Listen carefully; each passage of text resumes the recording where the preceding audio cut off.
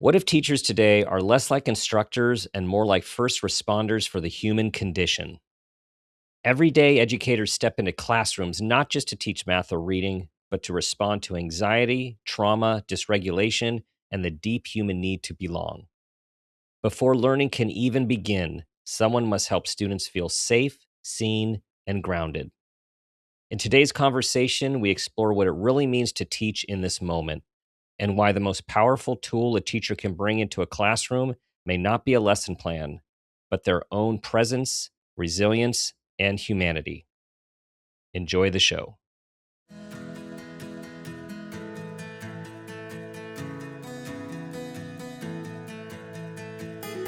Welcome to Make It a Great One with Dr. Dan. I'm Dan Peters, psychologist and leadership coach. This show is all about bringing hope, connection, awareness, and wisdom through meaningful conversations that inspire us to be better versions of ourselves and have a positive impact on humanity. This is your space to pause, reflect, and reconnect with who you are, what you care about, and who you want to be. We have this moment, this day, and this life. Let's make it a great one. Today, I am speaking to my friend and colleague, Larry Davis. Larry is a veteran educator and special education advocate with 4 decades of experience across 11 school districts. He served as a K-8 teacher, elementary principal, highly capable coordinator, and director of special education, giving him a true insider's understanding of K through 12 students, instruction, behavior, and school culture. He's also been advocating for parents navigating the special education system for nearly 3 decades. Larry is the author of 2 previous books, Insider's Guide to Special Education Advocacy and Love, Understanding, and Other Best Practices. His latest book is The Happy Camper Classroom, Teaching Toward Kumbaya, which draws on his experience as a district behavior specialist and decades in the classroom to offer a practical framework inspired by the magic of the summer camp experience, empowering teachers to reclaim their passion and create truly child-centered classrooms where every student feels they belong, are valued, and can thrive. Larry, my friend, welcome to the show. Thank you so much. You are my publicist, man. That is so awesome. I appreciate it. Thank you so much. So I was looking back, and I knew we've known each other a long time, Mhm. and we had talked about when we reconnected about doing a podcast a long time ago together. So I looked back, and I was surprised to see that our previous episode was over 9 years ago, September of 2016, and it was the very first Parent Footprint with Dr. Dan episode was me and you. Wow. Yeah. And look at us now. Gray, wise. Walking a little slower. Oh, the wisdom, the wisdom. Yeah. Well, I completely connected as you were on the intro to the book, because I hadn't read it when we first talked and since have, about summer camp. And I had the same shared experience, memories, and all of that, that magic that does Absolutely. happen in summer camp. I loved it. I mean, when I look back at my favorite years when I was growing up, and I would say it was that window where when I was a camper, when I was 10 and 11 years old, and every single day I woke up going, this is awesome. I could do this. I'm going to, and whatever it was. I mean, I wanted to be the best at archery. I wanted to be the best at Yeah. horseback riding. I loved color wars. I was always on the winning team. And it, to me, was the magic, like you just said. It was just so special. And to me, we have that opportunity. I believe it to create classrooms that have that kind of that energy and that enthusiasm. So that's how this book sort of evolved. hmm I So as I was reading it and reading your words, it was like it's so uplifting and inspirational and optimistic. And you have been in so many roles. And I remember years ago when you told me you were taking on the behaviorist role. And you're like, I'm trying this thing. And of course, there's, I mean, so many characters in the book, real characters, you know, Right. impacted you and informed you in your work. It's like, how do you? So one thing I was thinking about, like, and what other people might be saying, like, how do you hold on to the hope? How do you hold on to such hope, given the realities of how hard the work is, of the funding, this of of the situation at large? I think I believe in that the human potential. I believe in that every one of us is kind of a part of a mosaic, and we are bringing a piece which could just shine and just be able to just kind of be a highlight. I think everybody has that potential. And so that's the hope side. The downside or the challenge side is the human condition that we live in. That's really a challenge in that way. So my sense of it is back then, I remember it even particular when I was deeply down a rabbit hole going, what the hell am I doing? How am I going to do this? I just stood in that space of, I believe in you when I'm thinking about these kids. And I believe in that we have that opportunity to be really something better than we present each and every day. I just believe in that. It's just something inherent in how this kind of plays out. It's an interesting one. I remember before you and I talked about my path as a behaviorist, kind of in a school district, I was doing exclusively a lot of IEP work, special education work, going to meetings, and every road was going down a path relative to behavior. Every single road, whether it be the autism story or the ADD, story, whatever it might be.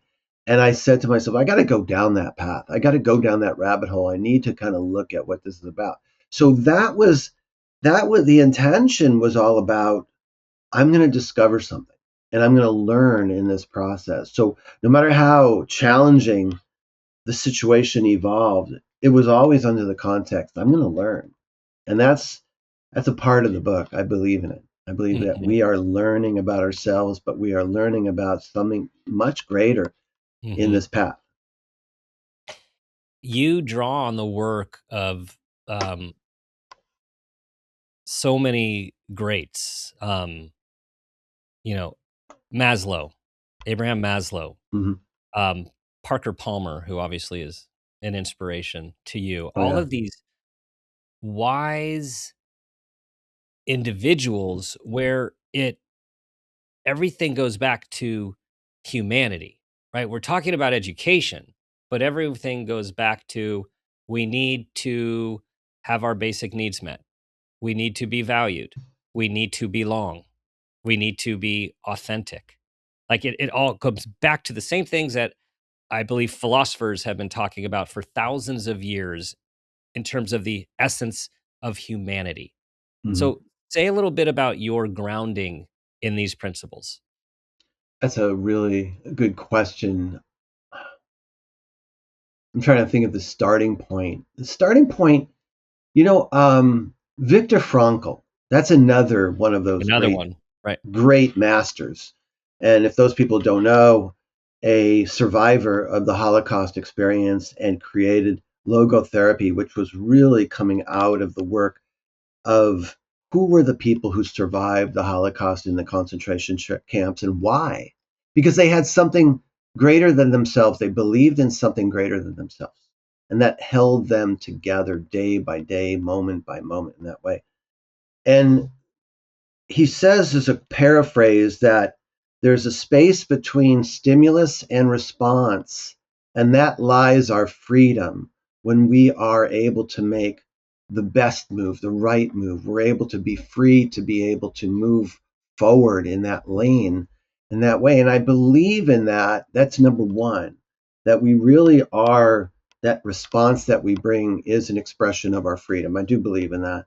The other one is that in this wiring called the human experience, that safety has been so deeply wired for thousands, in fact, millions of years. The idea that it's fight, flight, freeze. And we live in an era right now where, with social media, the news, and all these things, it's just triggering the human condition of fear and worry and all that fight, flight, freeze. But I believe in something bigger because our consciousness is wired also for, and this is what folks refer to as sort of the new brain of sorts, compassion, empathy, cooperation, collaboration. That's all in the wiring. And once we let go and learn to let go out of that default response of fear, flight, freeze, anxiety, all those things, that once we learn to move beyond that, awakening us and awaiting for us is really the potential in the other aspects of our wiring, which is really collaboration and empathy and our heart. It's just something I believe in. So going Mm. back to the question, what inspires me? I think those are the things that really inspire me. So bring me You, back to yeah, Earth, please, man. yeah, That was I'm that was right a now. little. Yeah, yeah, no, that's right. That's where I wanted you to go, or hoped you would go. Mhm. I and I was. I'm bringing you back down, feet on the ground, which is you, you. When we talked, and you talked about teachers as first responders, Yes. that really resonated, and I'm sure it resonates with many, which is why you talk about it and teach it. Which is that, let's be real here. Like, teachers are on the front lines. Like, they are, and not only on the front lines, they're the first responders on the front lines. And that changes the conversation and the context for, all right, you go into this room and you are to deliver this curriculum on this pace with these metrics and with these outcomes. Like, no, no, no, no. Like, they're first responders, front lines. Where did that come from? Oh, wow. So it's an interesting one. Way back in the 90s when I was a principal, and I was too young to be a principal. I was in my early 30s, and there were classrooms where kids were blowing up right and left, and then the same kids would go down the hall to another teacher, and they were like just a different class, a different set of human beings. And what I noticed back then was the teacher who was that loving, that belonging, focused person, relational, that came and presented a different set of frequency for the kids. It was not in their best interest to kind of flip off a teacher and go F you to that teacher. It was in their best interest because of the frequency, that sense of belonging, that sense of connectedness. It was just in their best interest to kind of play along and go along. And I noticed that when I was a principal. So then fast forward as a behavior specialist in a school district, I was like on a walkie talkie, or if I was on my cell phone, you got to go to this fire here, you got to go to that fire there. It was constant. I noticed the same thing, that the teachers who were reactive, the ones who were kind of on their own path of fight, flight, freeze, anxiety, worry, stress, the kids were just kind of extending their dysregulation and would go beyond. Where the classrooms where the teachers were mellow and calm and they had a sense of peace, the kids were able to move quicker through a process to go from dysregulation to regulation. I noticed that. And that's sort of how it all transpired, I think, taking something I learned many years ago. And then most recently, when I was doing the behavior specialist job, I just saw it in real time, that difference. And it's simply, it kind of, a number of years ago, I was doing trainings called Self First. And it's in the book, and it talks about shifting from the reactive self to a responsive self through the resilient self. And we could all relate to this. The reactive self is just normal human conditional stuff, like the SELF. There's a stimulus, and then all of a sudden we have an emotional charge. That's the E part. And we typically lash out. And often, because we're human, we often do it through lecture, language. That's what we typically do. And then we usually often don't say the right thing. And then we happen to have this fallout, SELF. The F part is fallout. And we just kind of have remorse, and we just kind of go, oh, what did I do? Why did I say that? And that's so typical. And that's what so many teachers experience today, because as teaching has shifted, the classroom and the kids, it's just so intense. Like we were talking about, Hmm. you're having you're a first responder to the social conditions that are out there, and instead of a small number of kids who are dysregulated, you happen to have almost a majority of your kids, and so then you have this this kind of response. And so my goal is to help people shift from a reactive self to a responsive self via a resilient Hmm. self. Hopefully that kind of explains things a little bit better. Yeah, you wrote about how we see ourselves often reflects how we see others. Oh yeah. And and not that long ago, I was interviewing a leader in conscious capitalism who has Hmm. co-authored a book called Healing Leaders. And the whole book is about healing and healing leaders to to be healthy themselves, to be healthy leaders, to have healthy organizations and have a healthy impact on society. Well, of course, you go on to talk about how teachers need the opportunity to heal. So you know how things Absolutely. just start to happen, things are just start like these ideas start to they start to incubate and Hmm. across sectors. And so like there you go, right? So teachers as well, many of us think that teachers are in a healing profession, whether they believe it or not. I know you do, but also the need to heal oneself. So how does how do teachers go about doing this when they're on the front lines and they have all this responsibility about caring for the people, the kids, the students, and then also then they have this curriculum that they need to deal with. How do they have an opportunity to know thyself, to heal thyself? This is where the politics of the book and the practice just all of a sudden takes a different look. I really have to say that the curriculum is important, but I think it's the relationships is that's primary in that regards. And so everything evolves from that. That sense of belonging between teachers and students is so critical. It's not just something you do at the beginning of a school year and then you let it go and move into the curriculum. It's every day, every moment, for a variety of reasons in that way. And as such, we have to have that sense of self care, that appreciation for the relationship we have with ourselves first, because this is, I think you were addressing it. We don't hear about this in the teaching of elementary and high school teachers. We don't hear this, that I am bringing a reflection of myself, and how I see myself is a reflection of how I see my students. I have 30 mirrors or 35 mirrors of myself. We don't hear that in classic teacher education programs and professional development. We don't. But it's so powerful and so critical in that way. So if I cherry pick, for example, my favorite students, then what about the others? The others are the ones that I am really, that's another reflection of myself as well. The one who I feel angry about, the one I'm frustrated with, often those are the kids who are a reflection of those components of myself as well.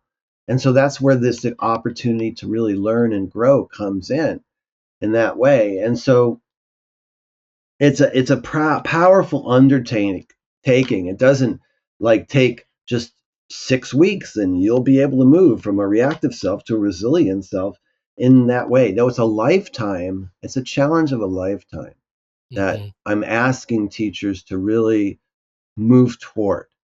Hmm. And Parker Palmer in The Courage to Teach, he talks about this a lot. Um, he refers to this the spiritual aspect of teaching in that particular way. What I talk about is that to move into a resilient self, you really need to, the S part, like SELF again. The S part is self awareness through solitude and mindfulness, and just really put attention to make sure you have downtime, whether it be in nature, whether it be in terms of going to like a church, a setting, the forest, whatever it would be, meditation, whatever it be, but making sure you have downtime to be able to shift, create that shift in that way. The second part to me in resilience development is embrace change. See change, see the conflict, see the challenges through an opportunity to learn and really embrace it. Really embrace it, rich in that dynamic.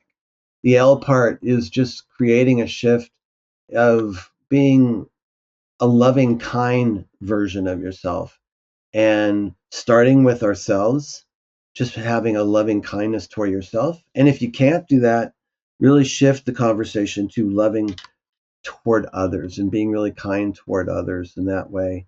And the last one is just letting go, is the F part in some version of faith.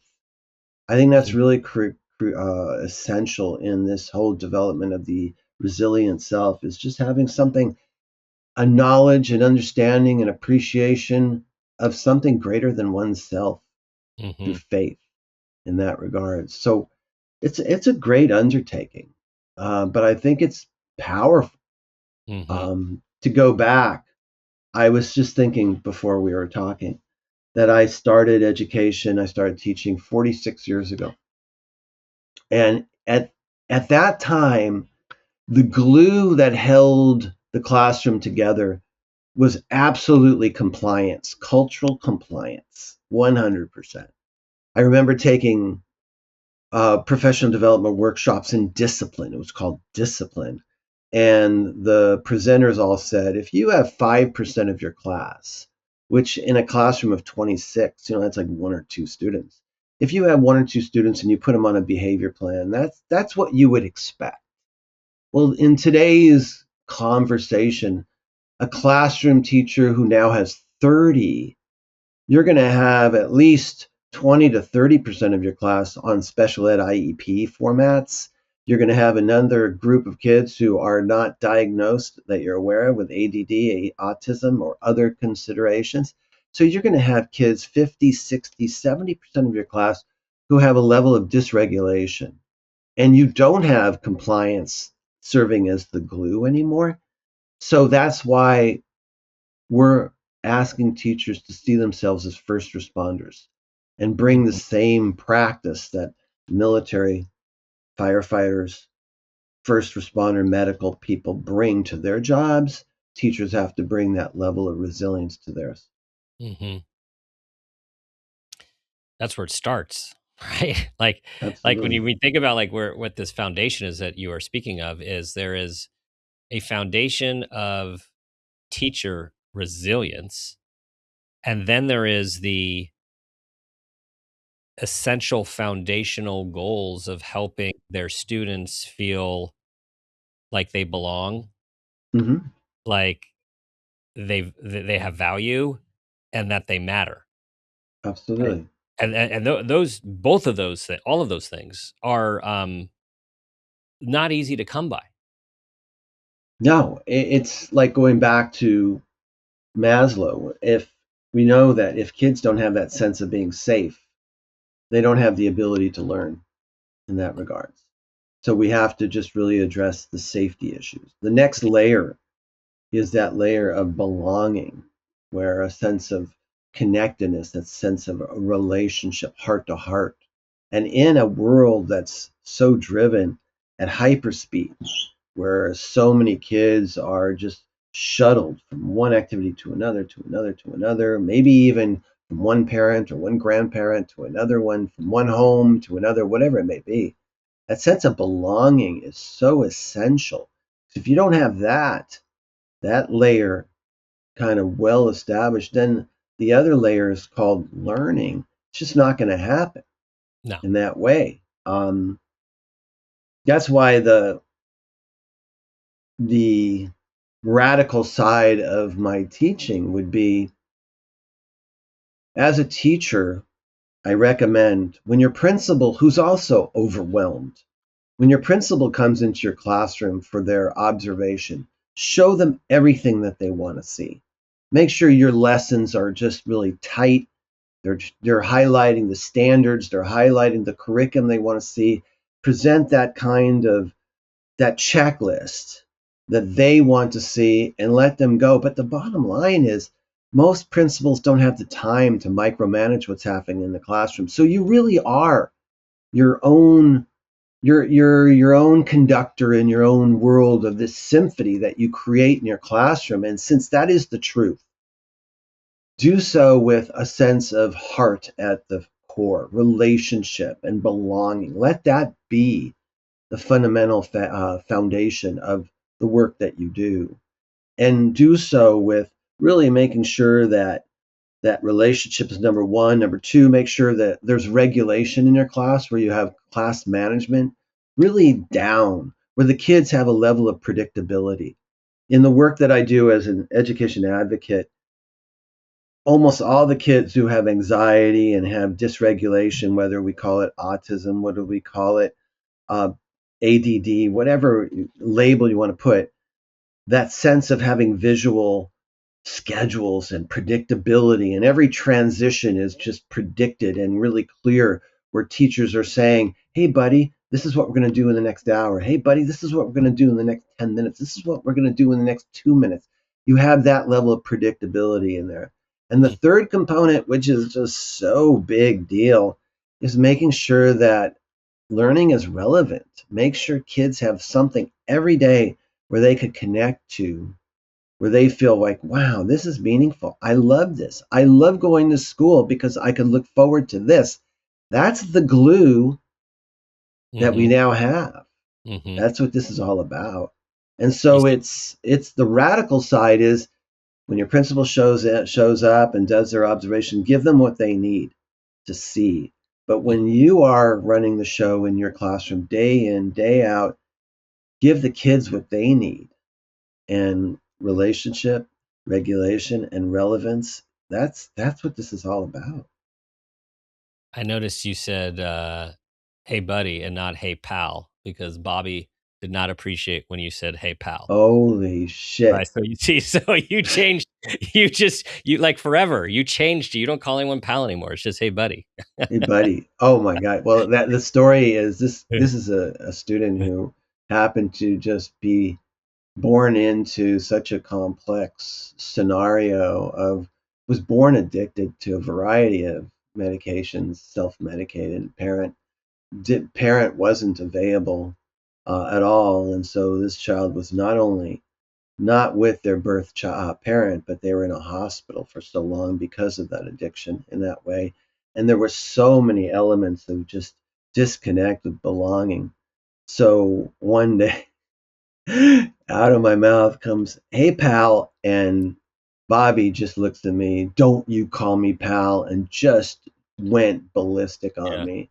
You're not Yeah. my pal, Yeah. this kind of thing. And I went, whoa, whoa, okay, I get it. So you're right. Yeah, I've Yeah. learned a lot. In here, just picture this one. I thought I knew behavior, right? I thought I got it. So I'm going to go ahead and make a difference and be a part of a school district, a medium-sized school district. There were probably 7 elementary schools, a middle school, a high school, and I was just floating amongst them all. But when I had to go down that deep rabbit hole of behavior, I didn't know what the hell I was doing at first. I just was just beyond me because the challenges that the kids were presenting, like for example, and I gotta double check. Dan, is language okay? It is If okay. it's okay.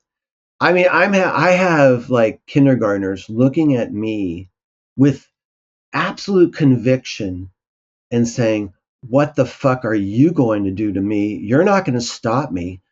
and then would tear bulletin boards down the hall of their elementary school and would look at me like, now what are you going to do? And I'm sitting there going, what am I going to do? Like, how am I going to deal with this?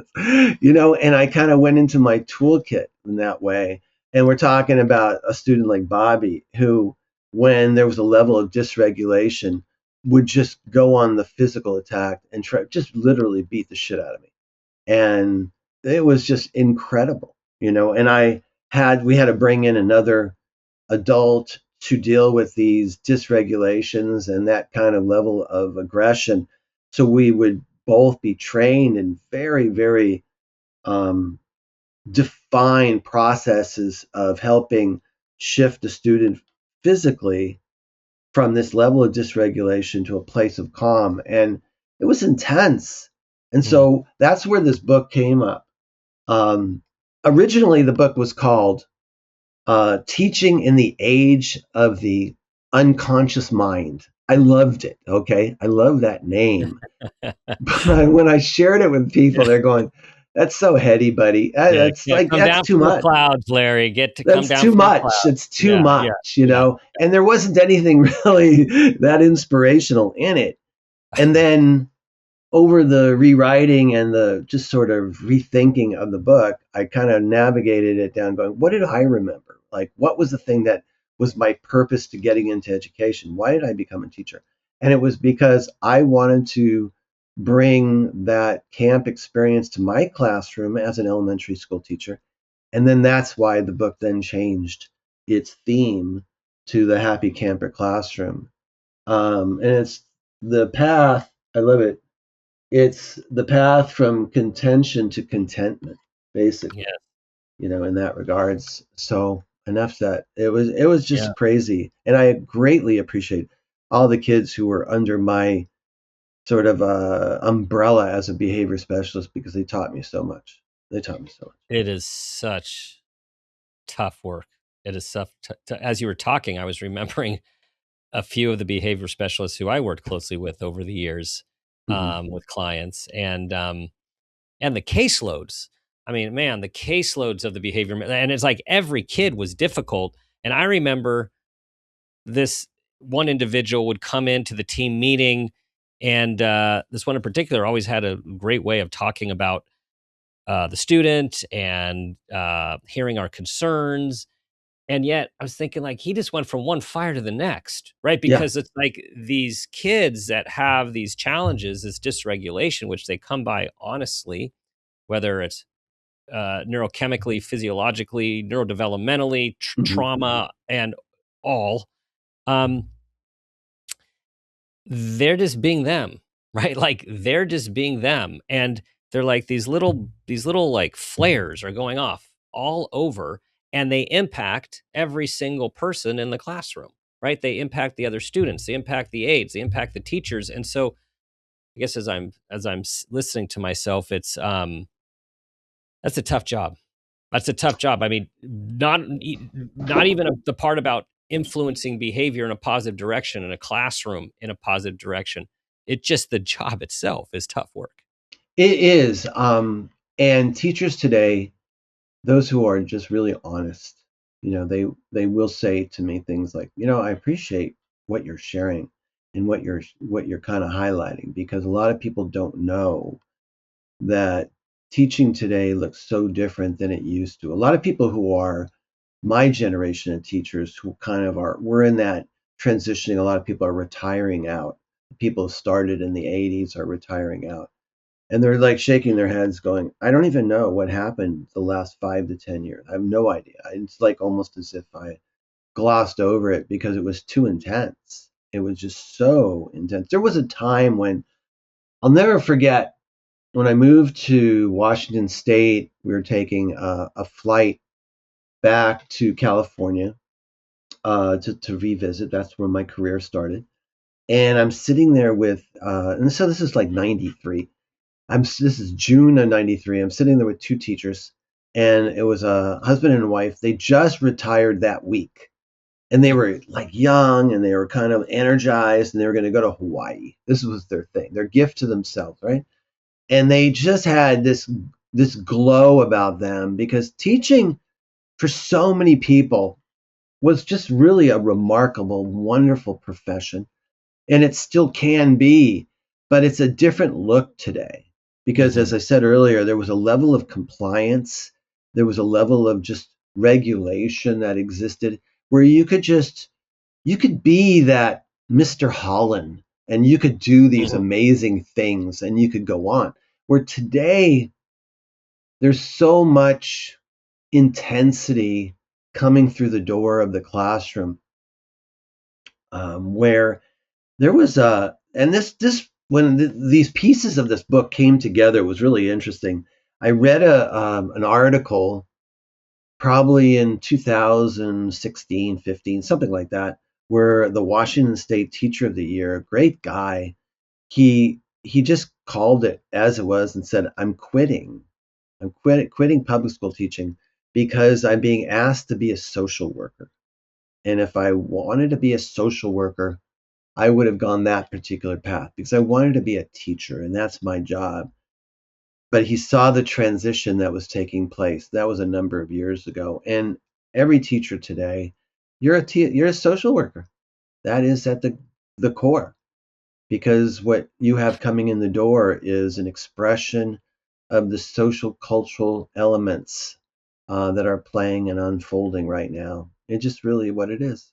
So a first responder and a social worker, and then Mhm. in your free time, get in a little teaching, right? Correct. If we can, so yeah, tremendous changes. There are a lot of educators in our family, and so decades and decades and decades. So we've seen it through them as well.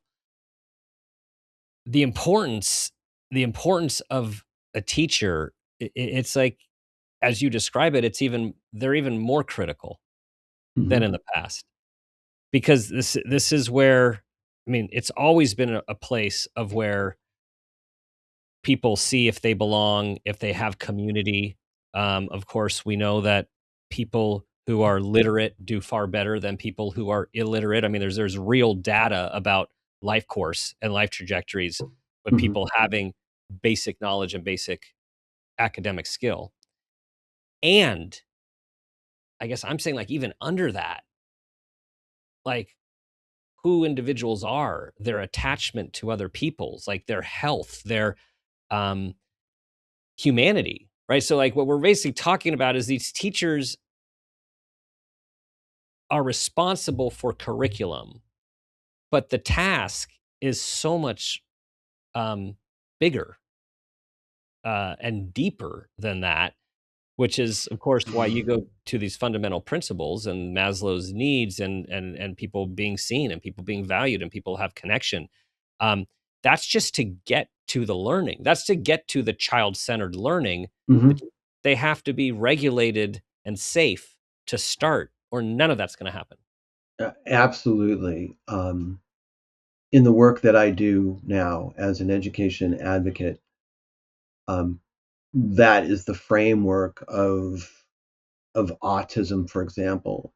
These are super sensitive human beings, super, who have a deep level of reading energy and frequency and really understanding at just a different level of reading people. There's a level of reading authenticity in the autism community. It's just extraordinary. And it just means that you have to, as a teacher, you have to be at a level of regulation yourself. You have to be authentic. You have to be vulnerable. You have to be free in so many ways, because what'll happen is if these kids who are reading energy pick up on the fact that you might be scared or you might be worried or you might be anxious, it just gets all twisted because it Hmm. doesn't give them that foundation of being grounded in that particular light. And going back to another thing that's really interesting, I don't know the research. I can't come up and say here it is, but I remember reading about this, that when they did a cross comparison of high school students who transitioned into college, they're looking at what variables are the ones that you could look at these freshmen entering college, what variable can you say is the one that's a predictor of success? When these people move on later in life. And it wasn't about anything about SAT scores or GPA or anything. It was when they took assessments of how they felt, A, about themselves, and B, how they felt about their future. The students who felt really comfortable about themselves and in that sense of grounded, but they more so felt a sense of agency relative to their future. And it didn't matter. It was cross culture, it was across social demographics, it was cross grade level, I mean grade GPAs, but those human beings who were freshmen entering, who felt a sense of agency and empowerment, and they felt really good about their future, they're the ones who moved on. And it seems so obvious, but it really is a different trajectory when we're looking at little kids who are starting school. How do we get to that place? How do we help kids evolve to a place where they feel good about themselves and they also feel a sense of agency about their future? And that's where they need to feel safe and they need Hmm. to feel like they belong. Those are two essential components. So I just have always Yeah. believed in that. Yeah. Hmm. This is big stuff. I know there's a lot here, isn't And there? there's a lot. I want to shift a little bit to you Hmm. in terms of what, like, over the years as I've known you, Hmm. not sure how long that's been, but long enough that there's like several iterations. Like I've known you through. It's like I seems like there's always like there's growth. Like Hmm. you're pushing towards growth. You're pushing for something new, a new creation, a new service, a new way of thinking about something. And I was wondering what is it in you that drives you and compels you, propels you. That's it's it's funny. I had this conversation with my partner Carmel, and she goes, "It must have been so difficult being your mom because I've always kind of looked at situations relentlessly as if things could be better or things opportunities could be had or I could always get a new bike. There's always a new something, there's always that kind of element." And I can't say exactly what it is, but there's that sense of within me, there's new opportunities. I love new opportunities. Like you know, um, when we go out to dinner or something like that, and we find a restaurant that seems to really got it down, I just will always reach out to the owners and the managers and just say, "Man, you are so on. And by the way, if you just tweak it this way, and if you tweak it that way, and if you just do this," and she's like going, Carmel's looking at me going, "Oh my God, they never asked." But there's something in me that says, I just really want that potential to be maximized within myself. I see it, and I'm kind of finding a balance with that. But I just believe in it.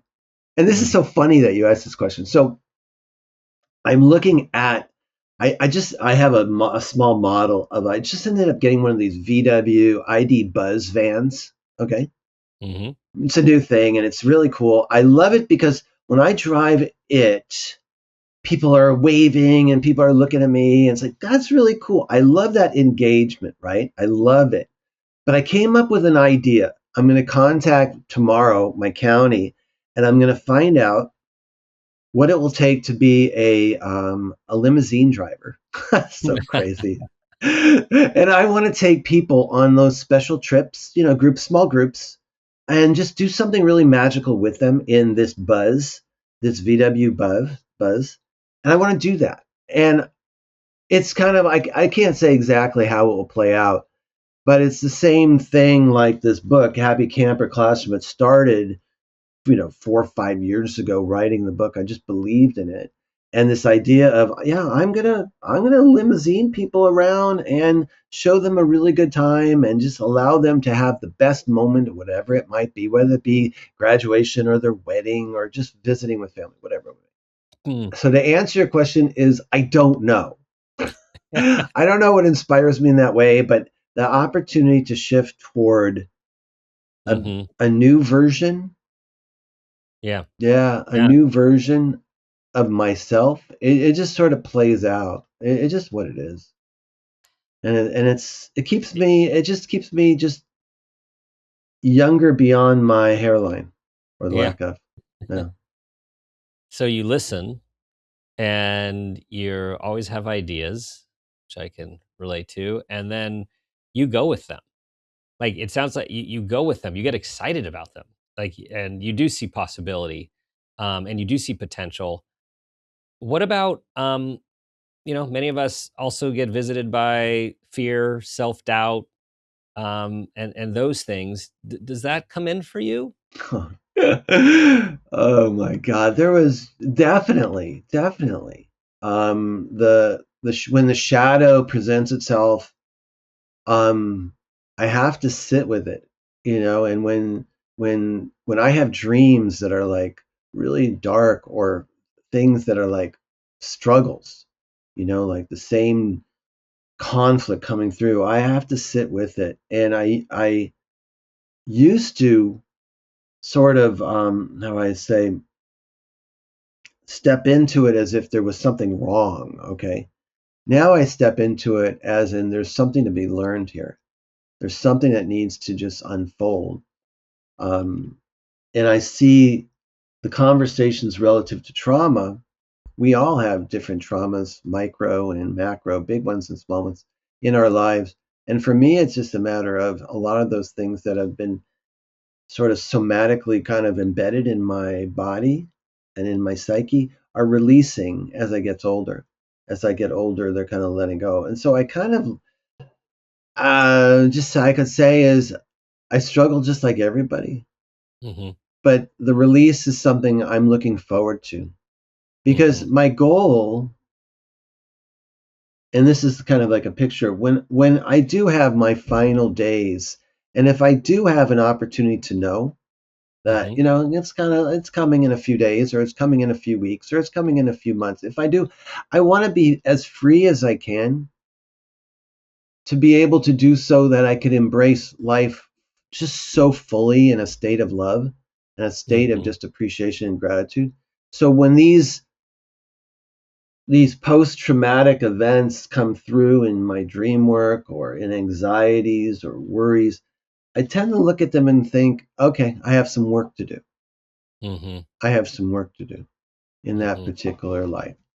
Um, Again, that's kind of lofty shit, but I just I tend to look at it that way. Yeah, no, I I tend to I look at like it that I way. like that. That's what does this have to tell me, right? It's the message. Correct. It, Yeah. it What's the lessons learned in that unfolding? I've been mm. hanging out with some people who are a lot older than me.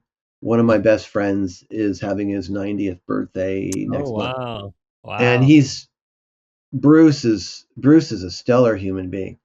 He's done so much in his lifetime, and when I hang out with him, and I ask him, "Is there anything that you worry about, or you kind of like you have in the back of your mind, as you're navigating 90 years old?" He goes, "No, I don't." He goes, "Because most of that is behind me, Mm. in that lane." And I just look at that and I see he lived life full, Mhm. completely, just very full. And that's my sense, is that I want to try to do the same as much as possible. It's the gift, the legacy that Bruce has given me that I need to do in my life is try to live as free as I can and as rich and full Mm. in that regards. Yeah,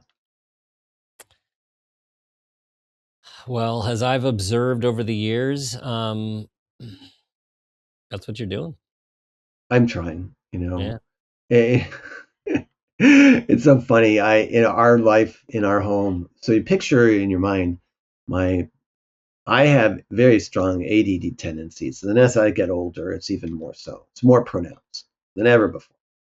And my partner, she has kind of like these, she calls it like OCD tendencies. She's very detailed in that way.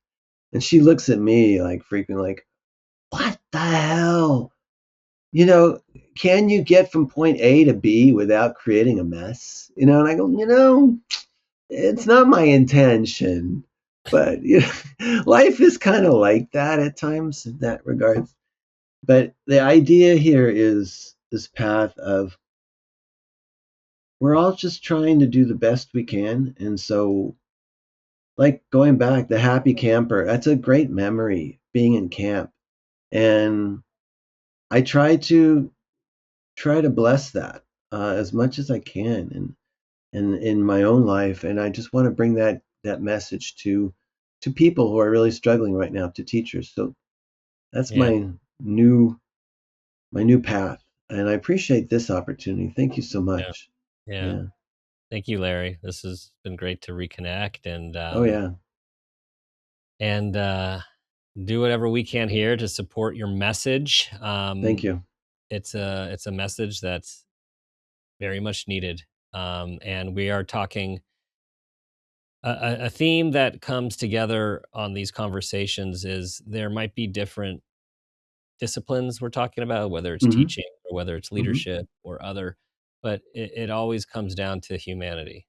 It Yeah. always comes right back, right, to caring about one another, to having the courage to look at ourselves, that shadow, to grow, Hmm. to have compassion, self compassion, and compassion for others with this human condition that we all find ourselves in, Hmm. and know that we are all far more alike than not.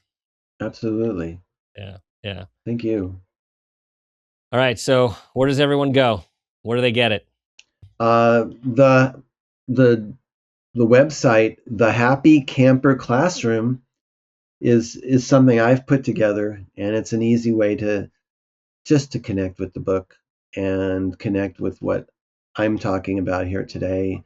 So www.thehappycamperclassroom.com, and that'll get you where you need to go. And I just really appreciate anybody who is able to share it with loved ones and teachers alike in whatever way possible.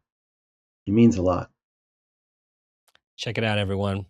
Thank you so much, Dan. I appreciate it. I look forward to. I'll be driving my buzz sometime down into California, and we'll be able to see each other and just embrace and enjoy seeing each other in real time. I will look forward to that. All right. Thank you so much.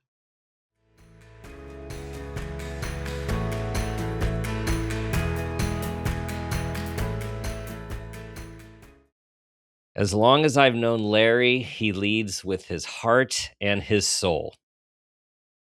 Here are 5 key takeaways from our conversation. Number 1, teachers are first responders. In today's classrooms, educators are navigating trauma, anxiety, dysregulation, and social fragmentation before they ever open a textbook. Number 2, regulated adults regulate children. A teacher's nervous system sets the tone. Calm relational presence is not optional, it's foundational. Number 3, belonging comes before learning. Safety and connection aren't add ons to curriculum, they are the prerequisites for it. Number 4, move from reactive to resilient. Larry's self framework reminds us that awareness, embracing change, loving kindness, and letting go are lifelong practices, not quick fixes. And number 5, humanity is always the core. Whether we're talking about education, leadership, or parenting, it always comes back to compassion, courage, and caring for one another. Well, everyone, as always, this conversation gets to the heart of our humanity, of our basic human need to be seen, to be heard, to be valued, to belong, and to be regulated, and the importance of those in our lives being regulated so we can do so. We are interested in what you think about this episode, so please feel free to leave us a comment at Dr. Dan Peters on Instagram or reply to any of our social posts. If you're interested in a coaching session with me, go to www.drdanpeters.com and leave me a message on the contact page. I'd love to hear from you and learn more about your goals and support you on your journey. Please share this episode with anyone and everyone you think will benefit. Spread the word. We can't hear this enough.